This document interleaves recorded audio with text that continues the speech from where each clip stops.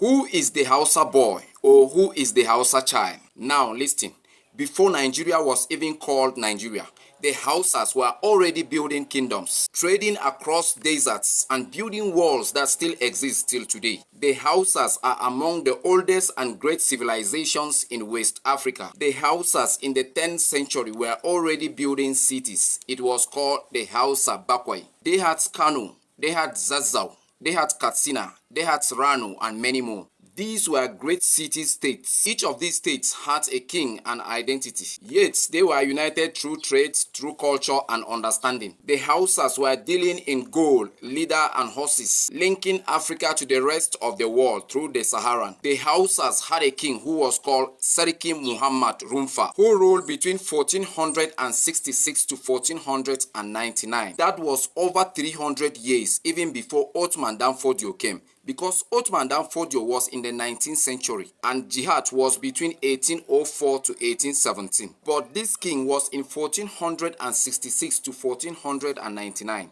Are you following? He was the one who expanded the city of Kano, turning it into an Hausa powerhouse. He was the one who fortified and beautified the walls of Kano, turning it to a city of protection. He was the one who promoted culture and arts in Hausa land, inviting scholars, turning the city of Kano to a center of civilization. Remember, he was not the one who builds the walls of Kano. He was the one who beautifies it, turning Hausa land into a golden age. Now, who laid the foundation for the great walls of Kano? According to the Kano Chronicles, it was Sarki Gidimasu, a great king in Hausa land who ruled in 1095 to 1134. Sarki Gidimasu. But it was Sarki Muhammad Rumfa that turned the Hausa land into a golden age. Great history.